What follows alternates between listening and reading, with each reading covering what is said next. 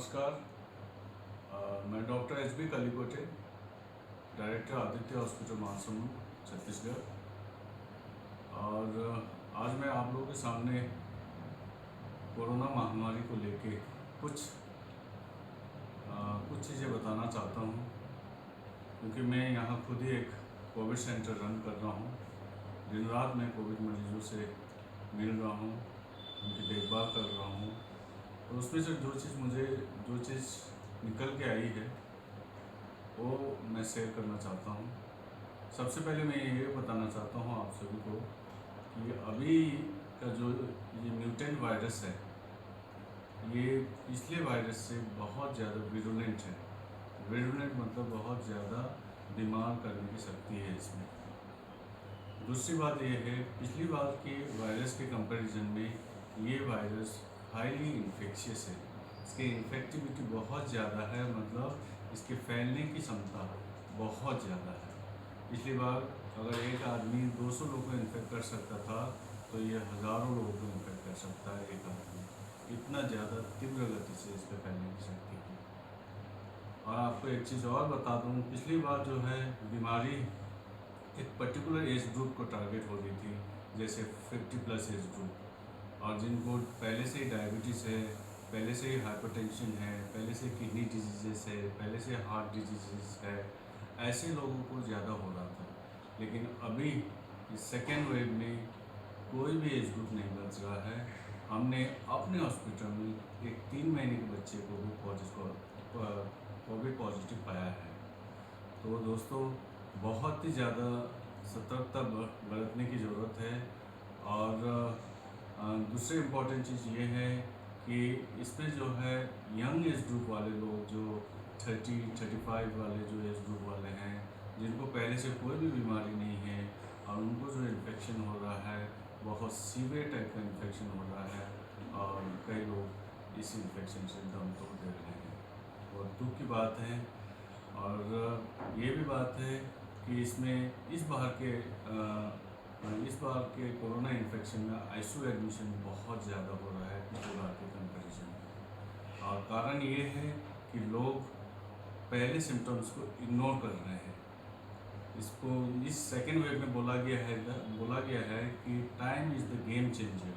मतलब समय को आपने सही पकड़ा तो आपके साथ अच्छा हो सकता है। अगर आपने समय को नहीं पहचाना, पहले लक्षण को नहीं पहचाना और उसको इग्नोर किया, आपने उस पर ध्यान नहीं दिया और डॉक्टर के पास आप लेट पहुँचे, तो आपको खतरा बहुत ज़्यादा बढ़ेगा। तो दोस्तों, याद रखिए, कभी भी कुछ भी होता है, अभी आप सिर्फ सर्दी खांसी का इंतज़ार मत कीजिए। अगर पेट दर्द हो रहा है, कमर दर्द हो रहा है, सर दर्द हो रहा है, आँख में खुजली हो रही है, रेड आइज हो रही है, इचिंग हो रही है, तुरंत डॉक्टर के पास जाइए, है ना। और दूसरी बात ये है कि जो आप टेस्ट कराते हैं, रैपिड एंटीजन टेस्ट जो कराते हैं, और अगर वो टेस्ट नेगेटिव आता है तो आप आश्वस्त नहीं रहेंगे कि आपको कोरोना नहीं है करके। अगर आपको सिम्टम्स है तो आप मान के चलिए कि आपको कोरोना है, तो आपको कायदे से RT-PCR टेस्ट कराना चाहिए, है ना। और कोविड नेगेटिव है करके आपको चुपचाप नहीं बैठेंगे, क्योंकि हम देख रहे हैं जो लोगों को कोविड नेगेटिव टेस्ट आया है, रैपिड एंटीजन टेस्ट में जो नेगेटिव आए हैं, वो आश्वस्त होकर घर में बैठ रहे हैं और कोई क्वारंटाइन नहीं कर रहे हैं, कोई आइसोलेशन नहीं कर रहे हैं, और घर में रहे सभी लोगों को फैला रहे हैं बीमारी। और जब वो आते हैं, बहुत ही लेट होके आते हैं। तो ये ऐसा गलतियाँ मत कीजिए। और दूसरी बात मैं कहना चाहता हूँ आप लोगों को कि CT स्कैन के पीछे आप लोग पागल मत बनिए। CT स्कैन आपको 5वें 6वें दिन या डॉक्टर की सलाह से ही कराइए। लोग क्या कर रहे हैं, पहले दिन ही रैपिड एंटीजन टेस्ट भी करा रहे हैं और CT स्कैन भी करा रहे हैं, और CT स्कैन स्कोर जो है 0 है करके एकदम खुश होकर घर में बैठ जाते हैं। लेकिन वायरस अंदर है, धीरे धीरे फैल रहा है। पहले वायरस आपके ब्लड में फैलता है, 7 दिन तक ब्लड में रहता है, उसको स्टेज ऑफ वायरीमिया बोलते हैं।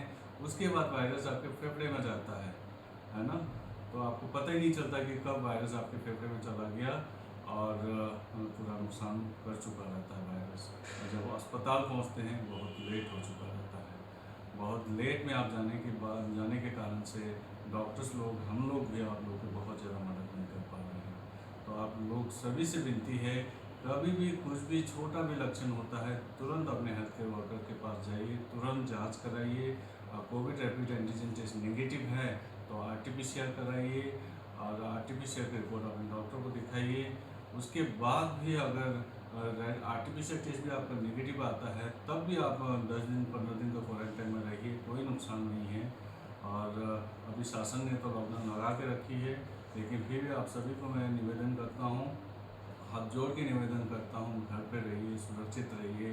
और अपने बच्चों को, क्योंकि ये जो वायरस है अभी बच्चों में बहुत ज़्यादा फैल रहा है, तो बच्चों को बाहर खेलने कूदने के लिए मत भेजिए, क्योंकि वही बच्चे बाहर से वायरस लेके आके घर में सभी लोग को, बुजुर्ग लोग जो घर में डटे हुए हैं बाहर नहीं निकल रहे, लेकिन वो भी बच्चों के कारण से इन्फेक्ट हो रहे हैं। और इसीलिए आप लोग सब सतर्क रहिए और सजग रहिए। और कोई भी तकलीफ हो, कुछ भी हो, आदित्य हॉस्पिटल 24 घंटा आपके सेवा में उपलब्ध है। जय हिंद।